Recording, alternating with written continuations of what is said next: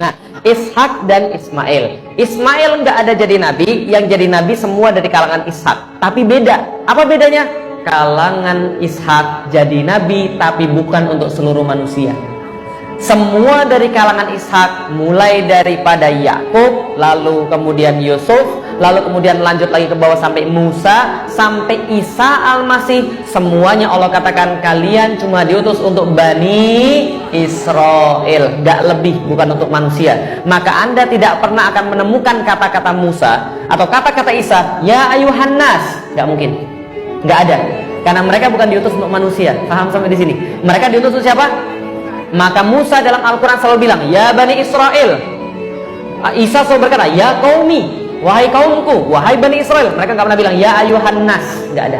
Karena mereka nggak pernah diutus untuk manusia. Sampai di sini bisa dipahami. Tapi dari jalur ini kosong sama sekali, nggak ada nabi. Ratusan tahun nggak ada nabi. Bahkan kemudian terus menerus selama lagi tahun nggak ada nabi. Saking nggak ada ngingetin lagi tentang fungsi nabi, tentang Allah, sampai Ka'bah jadi tempat pusat penyembahan berhala. Tapi hati-hati, kalau kita nggak pernah dakwah lagi, kalau kita kemudian diem dan nggak mau ngomong tentang Islam, suatu hari nanti bisa jadi seperti itu.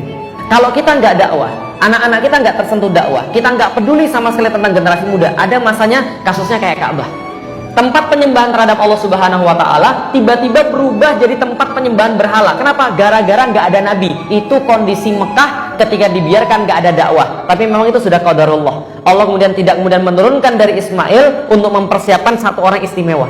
Yang diambil semua dari golongan Ishak. Bisa dipahami sampai di sini sekalian. Disitulah tempat lahir Rasulullah Shallallahu Alaihi Wasallam. Di tengah kondisi orang-orang ancur lebur, menjadikan Ka'bah sebagai tempat registrasi berhala. Jadi setiap kabilah registrasi berhala. Ini berhala saya. Apa ini? Roti. Roti, iya.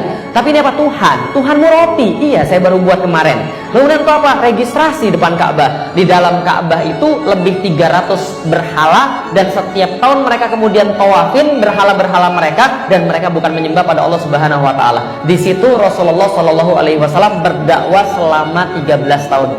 Bisa dipahami ya? Berdakwah 13 tahun, makanya mereka dibilang Quraisy jahiliyah. Tahu nggak kenapa jahiliyah? Karena mereka bodoh.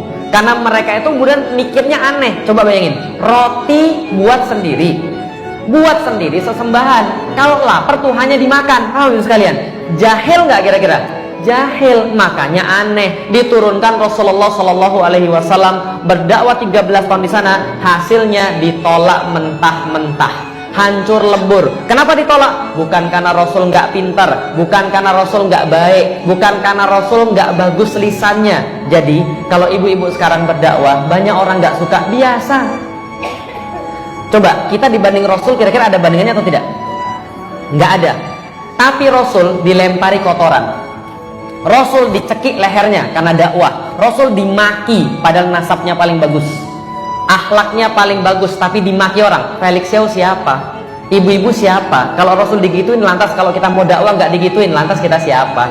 Baru kemudian difitnah dikit, itulah memang jalannya. Paham ibu sekalian? Setelah kemudian dakwah 13 tahun, nggak menemukan kemudian pengikut kecuali cuma puluhan orang saja, malah bertambah-tambah kemudian siksaan bagi Rasulullah Shallallahu Alaihi Wasallam.